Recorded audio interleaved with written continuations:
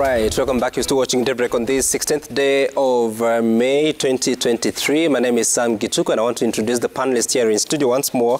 Senator Veronica Maina is the nominated senator from the UDA party. Good morning. Good morning, Vias. Thank you for invitation. Great. Robert Mbui is the deputy minority leader at the National Assembly. Good morning. Morning, Sam. And thank you for having us. Karibu sana. Duncan Madenge is the member of parliament for Nyeri Town. Good morning. Good morning, Sam. Have you been here before? No, this is my first time, my very first time. Looks like it's a baptism of fire. Okay, first time. And also I have Dick Maungu, MP Luanda constituency. Good morning. Morning to you, Sam. And again, your first time. It's my maiden spiritual appearance. Okay, great. It's good to have you here. Thank you. And today we're talking about two major issues. The first one is on what just happened at the Kenya Medical Supplies Authority. The President has terminated the contract of Dr. Josephine Mburu, the Principal Secretary of Public Health and Professional Standards, and we'll be looking at what her role may have been in the procurement of the mosquito nets, but also has suspended the board of KEMSA, and also there has been changes. No, actually not suspended. That board has been replaced. It was appointed sometime in March. It had been in office for just about 3 months. Daniel Rono has been the chairperson and may become one of the shortest stints that board. But also we know that the CEO, that is Terry Ramadhani, has been suspended by the Cabinet Secretary for Health, that is Nakumi Chawafula. And the reasons behind that is what is being investigated on what her role may have been. And that is the main story on the two dailies. On the front page of the Standard, you'll see Health PS KEMSA bosses fired over 4 billion shilling nets scandal. President Ruto also disbanded the board, just like what I just said. On the front page of the Daily Nation, mosquito nets deal bites peers, KEMSA bosses. And you see the images of Dr. Josephine Mburu, Ms. Terry Ramadhani, Daniel Rono, who is a former MP Keyo South. And also you see Dr. Mutava Mulwa, who has been named as the acting chief executive officer of KEMSA, and Mr. Irungu Nyakera, who now becomes the chairperson of the reconstituted board. And you'll be listening to what the Cabinet Secretary has had to say about this particular matter, and especially on the question of the involvement of the Principal Secretary, which she says is a matter of investigation, but the Principal Secretaries are the accounting officers, so they would know what is going on. And I want to begin with you, Senator Maina, because you were the first to arrive, so get that opportunity. That we're seeing such a decision coming just a day after the President said that he was going to crack the whip. What does this say 8 months into the regime of President Ruto on how to deal with public officers or state officers? I think the statement that is very loud is that performance is going to be the key basis for any assessment of the government and ultimately the assessment of how the ministries perform and how the state departments perform. And based on that performance, one will be able to retain their position or not be able to retain those positions. And I think the President is very clear about service delivery, being efficient, service delivery, being able to help the rock bottom, the person at the rock bottom of the pyramid. So I think it's a very loud statement to all the public officers, the state officers, that in this tenure of Kenya Kwanza government, it's going to be so important for you to be detailed about your work, to know what is happening around the tendering system. We know Kenyans have really complained in many occasions on the mega corruption. That's a topic that has refused to leave the media space. So I think it's a very loud statement from the President as the a topmost accounting officer, because finally, ultimately, he has to account to the Kenyans what has the budgets, what have the resources, the Kenyan resources, how have they been utilized? Have they been utilized in a prudent manner? Have they been utilized in an accountable manner? Have they been utilized in a transparent system? I think the easier route for public service is to perform and ensure that you play your game by the book. And Article 10 and I believe Article 232 about the expectations on good governance and principles of good governance. I think that's the biggest statement. That's the moral of this action that was taken by the president yesterday. And I want us to reflect on what may have happened. I want us to take a look at the key events that may have led to this decision. And looking back at that procurement of the mosquito nets, of course, they were sponsored by the Global Fund to the tune of about 3.7 billion shillings, and there were to be 10.2 or thereabout million nets that are to be procured through KEMSA. Do we have that?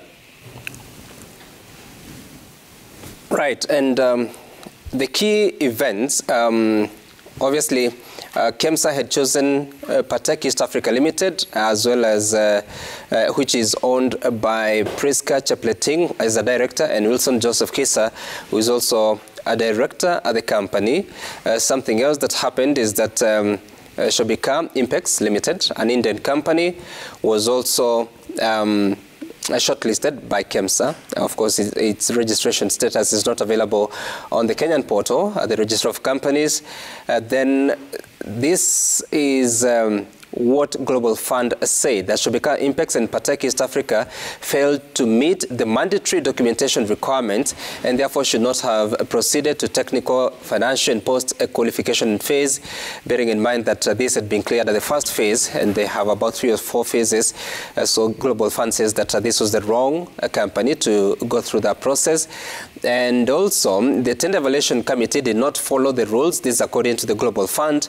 The procurement moves now to wambo.org, and they say that it is too late for the an international open tender to be issued at this time, knowing that the nets are expected by November this year. And of course, this procurement process began in November last year, and the National Treasury requested KEMSA to procure nets, and the Global Fund advised the budget was not sufficient to procure the 12.6 million units as had been requested by the Treasury, and therefore on the 24th of January, the Treasury asked KEMSA to scale down the new quantity to 10.2 million units. But what happened after that? On the 31st of January, the international tender was launched, and the bid deadline was set for the 23rd of February 2023. But after that, some 2 days to the deadline, that is on the 21st of February, Principal Secretary Josephine Mburu asked KEMSA to revise the tender document to clarify and clear some inconsistencies. The PS claimed that the nets did not meet the specifications, and KEMSA decided to extend the tender bidding to 10th of March 2023. But before long, the National Treasury was informed by the KEMSA CEO of the changes, and on the 24th of February, which is the day after the first, what would have been the deadline, the Treasury reversed what PS Mburu had directed, and the Treasury instructed that the tender document remain as it was, but the tender bids, of course, still closed on the 10th of March 2023.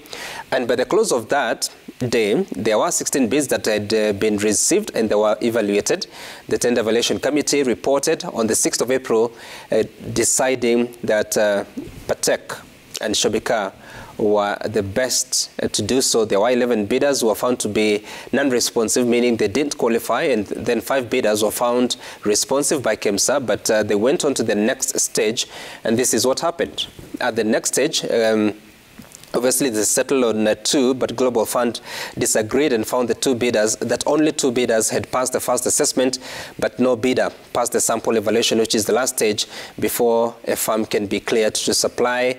Then no bidder can supply to KEMSA at the moment. And so what it means is that by the 25th of April, Global Fund decided to cancel that entire procurement process, and now means that they have to do it through wambo.org to be in a position to bring those nets as fast as possible into the country. The now suspended CEO Terry Ramadhani appeared on Citizen TV to defend KEMSA, saying that indeed it is okay, it is within the regulations that KEMSA, a global fund, can go ahead to procure the nets directly, but what that means is that then the local process, the international open tender, cannot be followed, and the president made a decision. But this is what CS Nahumicha said yesterday about the developments at KEMSA and the Ministry of Health. For loss of funds, not as yet, except of course the cost of advertising for a tender, the cost of staff having to sit and do an evaluation, just the administrative cost. But in terms of actual value of money lost, not yet, because the tender was now going to be awarded. So maybe at the point of award is when we can speak about loss of funds. However, it taints and portrays weaknesses in our systems. Specifically, I wouldn't tell whether she was involved or not, but as principal secretaries, they are the accounting officers of the ministry. So it is expected that, of course, in their day-to-day, then they are expected to interact with the institutions when it comes to such matters. I don't want to speak about it now. You will see results then? Yes, you will see results. Mr. President, I want to give you my commitment. I will clean up KEMSA. Whatever it takes, Mr. President, whatever it costs, I will clean it up. It takes whatever it costs, I'm going to deal with KEMSA, and indeed that happened. Honorable Robert Mbowe, looking at what's just happened, and we've seen KEMSA in similar muddled procurement before. What statement is the president sending this time? Yeah, thank you, Sam. Now, first and foremost, excuse me, now, I think the first thing we need to ask ourselves as a country is for how long are we going to put greed ahead of the health of our people and the livelihoods of Kenyans? Mm-hmm. Because this seems to be a problem that we've always faced. And it's surprising that one of the areas where corruption takes place at a very high level is KEMSA, and that is a body that deals with the medicaments for the country. I mean, the greed that these business people portray in their transactions with KEMSA is quite shocking. And I want to thank the media because they picked up this issue and raised this question with the president when he had that interview at State House. And immediately after that, we can see action has been taken. I would also like to say that I want to thank God because this has happened, so that, the Kenya Kwanza regime and brigade can stop continuously blasting the former president on issues KEMSA, because it has happened now under their watch. So that, that thing, because every day in Parliament, some of those leaders, when they stand to speak, they must always point fingers at the problems that occurred at KEMSA, in KEMSA during the period of, COVID. So I'm kind of, I'm not happy about the corruption, but I'm happy to note that now that will put a stop to that issue. But then Sam, when I remember I was here when we were talking about the appointments to positions of CSs, mm-hmm. and you asked us a question about the CSs that were appointed and what our opinion was. And you asked, I remember you asked whether we feel that there is any that, who was the best in our opinion. My opinion was a CS for health, because she seemed to have a very good grasp on matters health, because she had already been in the industry. She had already, she seemed to understand the problems and the concerns. And I'm happy that 8 months after that comment I made here, that she seems to be able to understand our system, mm-hmm. and her operations. She's actually involved in making sure that she puts together and she puts in order that ministry. But I hope that all appointments were done in the manner in which that particular one was done, when we use competence to decide who takes over an office. If that was the case with everyone, then we'll probably have no issues. I'm scared, because now we have this kind of KEMSA, and I'm telling you very, very soon we'll have another one on fertilizer. We will be discussing that in the next short while once Parliament finishes the conversation. Otherwise, I think for me, the main issue is, why can't we as Kenyans be comfortable with what we can get from our hard-earned sweat and stop stealing continuously? This process, you've just indicated here, is so flawed because you can tell the reason why it is being, the goalpost keeps shifting is because there is obviously interest in some of those leaders. There are people who want to make sure that they direct the procurement process so that a certain individual can get this tender, and it's really totally unacceptable. And then we embarrass the country. Global Fund has supported this country in a lot of malaria issues and other issues. It's a TB and others. It's unfortunate that we embarrass ourselves as a country in this manner. Mm-hmm. You're speaking about fertilizer scandal. What do you know that we don't? The subsidy for fertilizer, we are still investigating it, and I can tell you that we'll be here. We'll discuss once the figures are put on the table. Now, let's address ourselves to the one on KEMSA. What do you suspect would have happened? There are people who made a lot of money out of it. The same greed, the same issue of greed. Sam, I hope today you're not dealing with hearsay, because what I'm seeing my colleague speaking on issues, Sam, when he first talks about anticipating a scandal, that's not how a system should work, even media reporting. You cannot anticipate without actually having hard facts. Kenyans are interested now. Kenyans are very smart and are very aware, especially after the FMs hit the rural areas and hit every part of this nation. Mm-hmm. They now are aware of current issues. You don't just raise a scandal which is non-existent, which you form in your own imagination, until awaiting to get facts so that you can now concretize the imagination of that scandal. So I would hope that the viewer would ignore the contemplation or the anticipation of a scandal on fertilizer. That's one. And two... No, I'll get back to you. I was just giving you the right of reply. Mentioned something about... No, I'll get back to you, but let's first of all hear from the other gentleman here. Honorable Matenge, what do you make of this action? Again, like I had asked Senator here, it's just 8 months, but there has always been this conversation about the due administrative process, so that innocent till proven guilty. Of course, that appears to be happening for the CEO at KEMSA, but PS is a presidential appointment.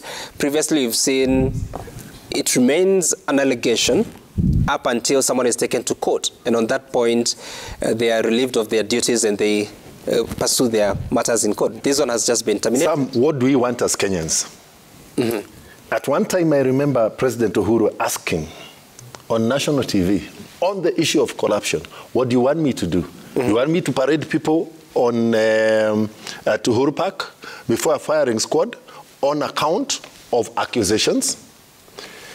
Now, the president has acted decisively, most importantly, at a point where the country has not lost any coin. This was a scandal in the making. This action has prevented this country from losing. Now, there are always two levels in government.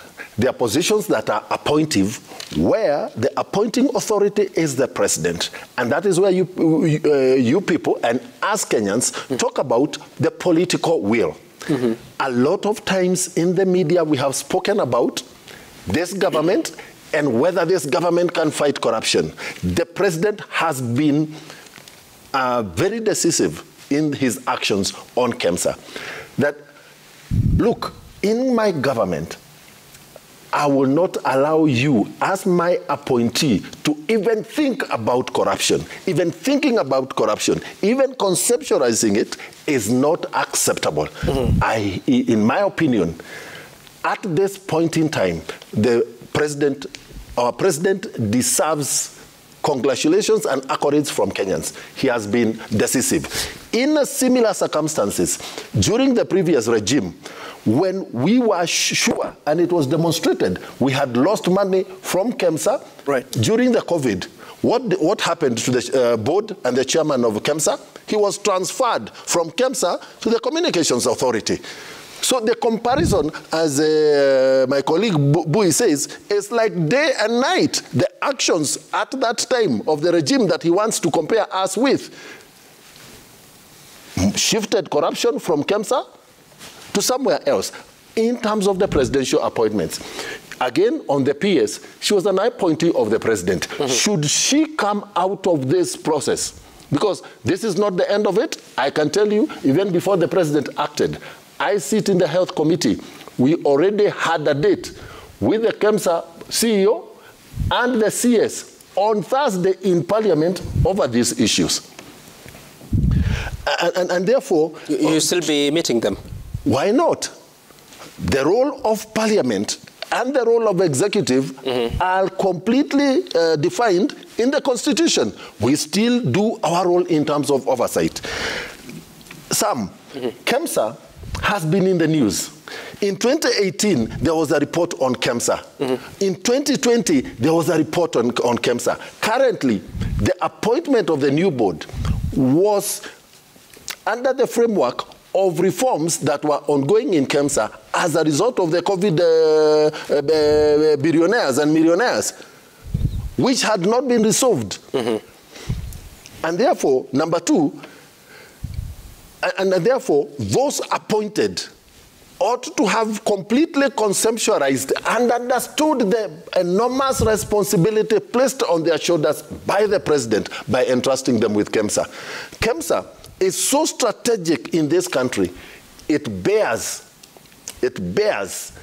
has a big bearing on the success of UHC. Because KEMSA has two responsibilities. One, KEMSA can manage to bring down the cost of healthcare products and technologies by leveraging on bulk ordering and the economies of scale. The single biggest cost to healthcare in this country is the cost of medications, cost of diagnostic procedures, cost of equipment. If KEMSA was able to bring together everybody in this country, government, private sector, donors, the region, the East African community, so that everybody uses KEMSA as the supplier of choice, then we would basically cut down the cost of medical products and technologies by up to 40%. If that is passed directly to the consumer, you can see the effect. And number two, on UHC, even as we look at the financing model, the biggest elephant in the room has always been the fact that we go to the hospitals, the only thing you seem to be guaranteed is a prescription. But when you go to the pharmacy, the medicines are not there. You go to the diagnostic imaging or x-rays, you cannot get an x-ray. You go to the lab, the reagents are not there. That is the role of KEMSA. Because it was supposed to ensure we have a reliable provision of quality health products. Did the presidential appointees fathom, understand, and come to grips with that responsibility? I thank the president for standing with Kenyans this time. Okay, interesting. And of course, like you said, so much is still unknown. Investigations are on. The ACC is looking into the matter. I bet the ministry is also looking into it to see what the truth is. But Mheshimiwa Maungu, so yes, even as you respond on the actions taken yesterday by the president and the CS, what are your thoughts about KEMSA? Because after Kembi Gitura's board, there came Charo Mwadime, who had come from an international organization, had steered a lot of reforms in the organization, tried to reconfigure the staff there, suspended several, but taken to court. That wasn't successful. The board was removed. I think it was early March this year. You have a new board coming in that was led by Daniel Rono. Now they are all out, and a new board has come in by Irungu Nyakera. The CEO, who was hired by Mwadime, is now on suspension. What does it do to the corporate governance of that institution, but also how they are able to retain talent and to pursue continuity at such a critical institution? Thank you so much, Sam. First and foremost, allow me to say thank you for the invite, because it's a maiden appearance on this show. And I believe the KEMSA matter is such an important matter for us because health is so critical to our nation. I would say that it is very sad that we have such a scandal at such a time. Kenya Kwanza government is only 8 months old in government. I do remember that during the campaigns, for instance, one of the main challenges that the Kenya Kwanza team had was to try and prove to Kenyans that they'll be out of corruption, because the majority of the leaders who are on that side, we all know that had issues to do with integrity and more so corruption. And therefore, the KEMSA saga coming only 8 months into this administration is quite a sad state. And to me, it is sad because health is such a critical matter. As my good friend was talking about the universal health coverage, it is courtesy of how KEMSA will be able to hold this into being. And what is now coming out is that from the past, right from 2018, KEMSA is now becoming like a cash cow. It is an area that has serious issues to do with integrity, and a body that has got serious issues to do with governance. And therefore, we need to ask ourselves, what is a systemic problem with KEMSA? The board that has just been sacked is barely 3 months old. And this must have been maybe their first procurement. That means that there are deep-seated matters and issues that to do with integrity and governance that surround this KEMSA. Because the CEO and the PAs and what have you, the guys who've just been sent off, basically 3 months old. And therefore, we have technocrats, we have staff who may have been in those positions, because Global Fund is such a wonderful partner in matters medical care. And here comes the people who have just seen that it's an opportunity for them to reap, an opportunity to them kind of to enrich themselves. Right. And therefore, I'll say that it is quite sad. But that aside, to me, KEMSA scandal just goes to depict to us what we are as a people. What I've heard my brother talking about in 2018 and what have you, the COVID billionaire saga, as is all known, and the COVID issue, the KEMSA matter around the COVID area, has been a matter of pointing fingers from one group to the other. For example, our partners in the Kenya Kwanza regime have always pointed at us that the COVID billionaires, and I think, I may not say that I'm happy about what is happening, but I think it is just trying to level this out, that it's not about who was there, but we have serious governance matters, we have serious integrity matters, we have serious issues that we may need to consider as a people and find out what it is. I'll recommend maybe that even if we have a new acting CEO, we have a new board, you never know. Maybe by December, we shall have another board coming into place because of another scandal that will have happened. Right. We may now need to have a serious audit on the operations of KEMSA, a serious audit on the governance structure of KEMSA, a serious audit on, on how KEMSA is structured, because there seems to be a gap that these people are kind of exploiting, and therefore using KEMSA as a cash cow. Because we all know that medical care is very important, and the counties rely on KEMSA for medical supplies. And you find that if that is the case, then we are actually exposing our people. For example, those of us who come from rural constituencies, our people have serious issues to do with medical care, and therefore our counties in the rural setup, they depend on KEMSA for medical supplies. Okay.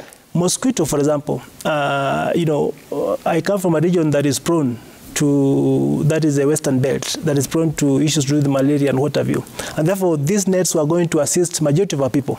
But you find that by having it stopped at this point in time, the 10 million nets that were supposed to be given to our communities and our people may not be.